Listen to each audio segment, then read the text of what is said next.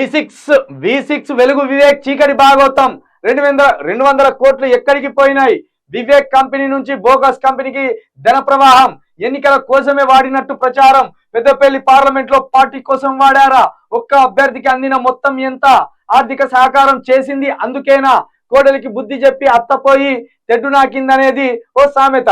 తాను సత్యపూజను అని చెప్పుకుంటూ తన మీడియాలో అందరిపై దుమ్మెత్తిపోస్తున్న వివేక్ కథ ఇలాగే ఉంది. ఆ లీడర్ తప్పు చేశాడు, ఈ లీడర్ తప్పు చేశాడు అంటూ ఎప్పుడు ఆయన ఆరోపిస్తూనే ఉంటారు. ఆయన మీడియాలో వార్తలు వస్తూనే ఉంటాయి. కానీ తన వెనకాల పెద్ద అగాధం ఉందనే విషయాన్ని ఇన్నాళ్ళు దాచిపెట్టారు. బోగస్ కంపెనీకి మళ్లించిన 100 కోట్లు, ఆ కంపెనీ పేరుతో జరిగిన మరో 100 కోట్ల రూపాయల లావాదేవీలు కూడా రాజకీయ అవసరాలకే వినియోగించినట్టుగా ప్రచారం జరుగుతుంది. అసెంబ్లీ పార్లమెంట్ ఎన్నికల కోసం పెద్ద ఎత్తున ధన ప్రవాహం జరిగిందనే టాక్ మంచిర్యాల జిల్లాలో పెద్దపల్లి పార్లమెంట్ నియోజకవర్గం పరిధిలో వినిపిస్తున్నది.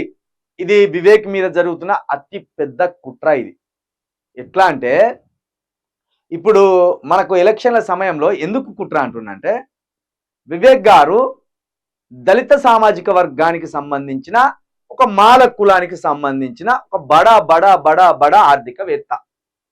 వివేక్ V6 ఛానల్ ఉంది, V6 వెలుగు ఉన్నది. వాళ్ళ తండ్రి గారు ఎప్పటి నుండో రాజకీయాల్లో ఉన్నారు.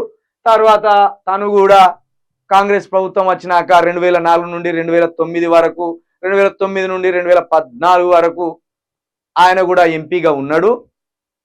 మొదటి నుండి ఆయన ధనవంతుడు. ఎన్నికల్లో అందరు డబ్బులు పంచిండ్రు. ఉదాహరణకు చాలా మంది మంత్రులు, కోమటిరెడ్డి వెంకటరెడ్డి కావచ్చు, లేకపోతే పొంగులేటి శ్రీనివాసరెడ్డి కావచ్చు, ఇలాంటి వాళ్ళు అందరి డబ్బులు దొరికినాయి, 100 కోట్లు దొరికినాయి. కానీ వాళ్ళ పేర్లు బయట పడలేదు, వాళ్ళ మీద ఇప్పటి వరకు ఎంక్వైరీ జరగలేదు. కానీ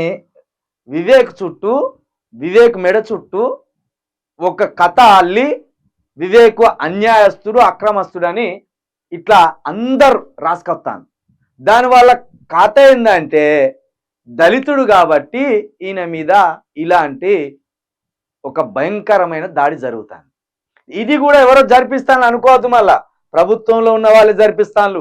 ఎందుకంటే వివేక్ మంత్రి పదవి అడిగిండు, నాకు మంత్రి పదవి కావాలి, నేను మొదటి నుండి మా నాయన కావచ్చు, నేను కావచ్చు, మేమంతా కాంగ్రెస్ కు వీర విధేయులము, కాంగ్రెస్ బ్లడ్ మాది అని పట్టుబట్టిండు. ఆయన ఎప్పుడైతే మంత్రి పదవి పట్టుబట్టిండో ఆయన మీద కుట్ర మొదలైంది. ఇదే జరిగేది.